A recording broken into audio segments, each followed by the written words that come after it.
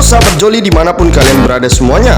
Kali ini kita akan membahas berita seputar politik, artis, dan yang lagi hot pastinya. Sebelum melanjutkan video ini, ada baiknya sahabat Joli tekan tombol subscribe-nya dulu ya. Dan jangan lupa nyalain loncengnya, biar tidak ketinggalan berita terbaru dari Joli, Zona Politik Indonesia. Istilah KKN atau korupsi, kolusi, dan nepotisme perlu dipopulerkan kembali. Dalam satu dekade terakhir, ada upaya untuk melegalkan kolusi dan nepotisme sehingga dianggap wajar. Padahal, kolusi dan nepotisme adalah pintu masuk kejahatan korupsi. Pendapat itu disampaikan sosiolog Yusdi Usman menanggapi kerjasama Kemenkop dan UKM dengan PT Harapan Bangsa Kita atau Hebat milik putra Presiden Joko Widodo, Kaisang Pangarep. Menkop UKM Teten Masduki menyatakan program-program yang dikerjakan oleh Hebat sejalan dan sevisi dengan program pemerintah. Sepertinya istilah KKN atau korupsi, kolusi, dan nepotisme perlu kita populerkan lagi. Ia adalah 3 serangkai. Dalam satu dekade terakhir, ada upaya untuk melegalkan kolusi dan nepotisme sehingga dianggap wajar. Padahal, KN ini adalah pintu masuk kejahatan korupsi. Tulis Yusdi di akun Twitter @YusdiUsman. Pengamat kebijakan publik Marco Kusuma Wijaya mencatat, Presiden Jokowi sempat menegaskan di awal periode kedua masa jabatannya, yakni berkuasa dengan tanpa beban. Ingat semboyan Pak Jokowi di awal periode kedua, tanpa beban.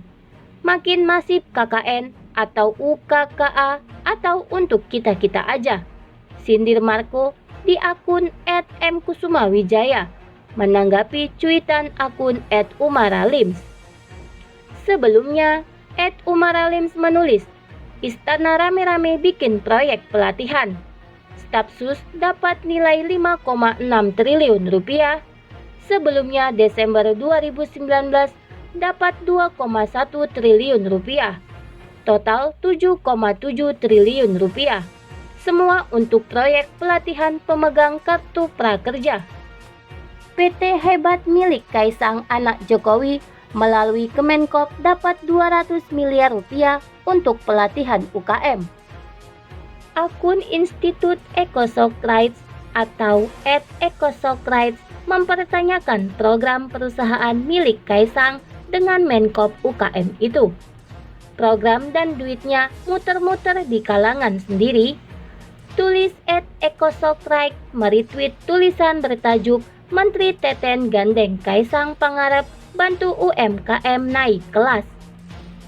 Senada dengan @EcoSocrates, aktivis politik Adam Syah WH menyoal posisi Teten Masduki yang sempat menjadi aktivis anti korupsi. Corona dan kroni sama berbahayanya, tulis Adam Syah di akun @donadam68.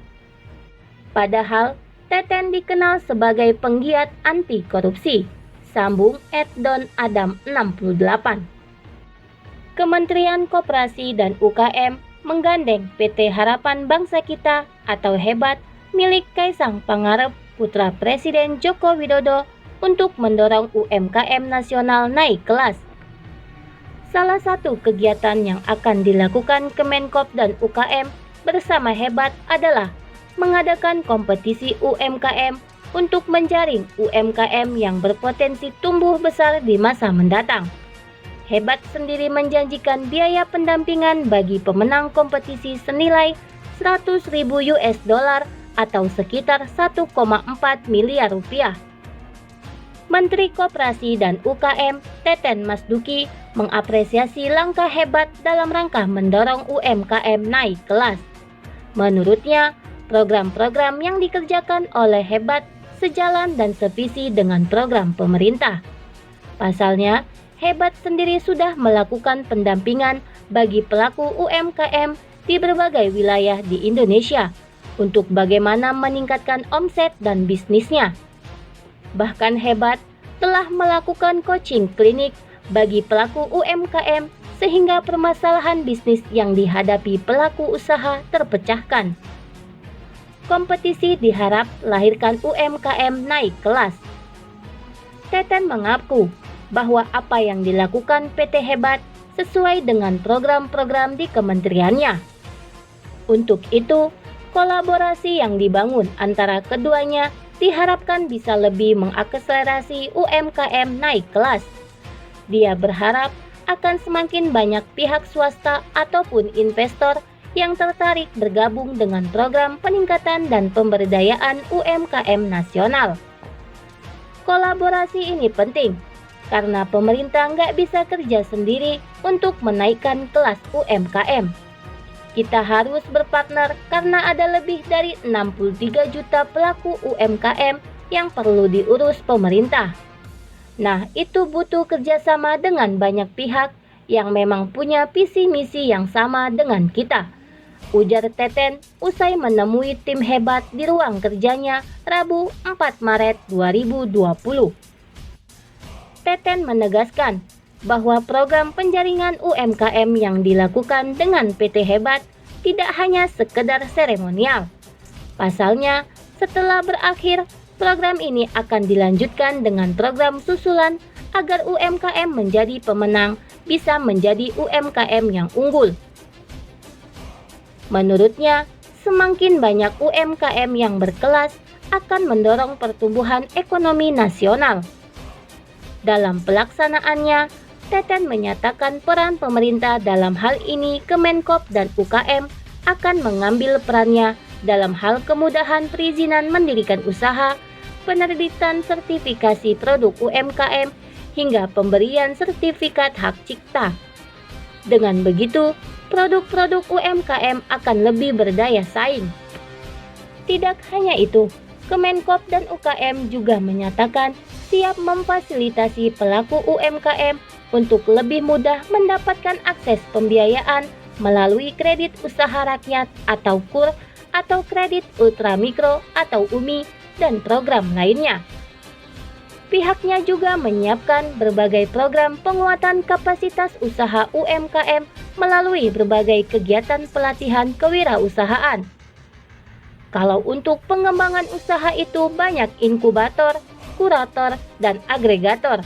Nah, itu akan kita manfaatkan untuk mempercepat UMKM naik kelas, pungkas Teten. Sebelum kompetisi dilakukan penjaringan. Di tempat yang sama, CMO PT Hebat Ansari Kadir menambahkan bahwa penjaringan UMKM potensial sebenarnya sudah mulai dilakukan sejak awal tahun ini. Namun, demi memasifkan program tersebut, pihaknya meminta dukungan Kemenkop dan UKM. Ari, sapaan akrab Ansari Kadir, mengatakan pihaknya siap membantu program digitalisasi UMKM yang juga merupakan agenda pemerintah. Menurutnya, bisnis era saat ini digitalisasi UMKM mutlak diperlukan untuk menggenjot pemasaran. Dia berharap dengan mentoring, pendampingan hingga coaching klinik, nantinya UMKM nasional dapat tumbuh berkembang bersama. Jadi, kita berikan gambaran ke UMKM bahwa ini loh bisnis kekinian, bisnis milenial. Sebab sudah saatnya kita ubah arah bisnis kita dengan menggunakan teknologi. Karena dengan menggunakan teknologi akan seiring dan sejalan dengan visi kita untuk tumbuh bersama, kata Ari. Untuk mempermudah penjaringan UMKM yang siap diberikan pendanaan, PT Hebat meminta masukan dan saran dari pemerintah, termasuk dengan meminta data-data UMKM potensial di seluruh Indonesia. Dia memastikan tim Hebat akan terjun langsung untuk memastikan ada output yang maksimal dan sinergi yang dilakukan dengan Kemenkop dan UKM. Di Hebat sendiri nanti akan ada partisipan yang akan terjun langsung, makanya kita ketemu Pak Teten biar kita dapat dukungan total dari pemerintah bahwa kegiatan Hebat bukan sekedar mengakselerasi brand UMKM saja, pungkasnya. Istilah KKN atau korupsi, kolusi, dan nepotisme perlu dipopulerkan kembali. Dalam 1 dekade terakhir, ada upaya untuk melegalkan kolusi dan nepotisme sehingga dianggap wajar.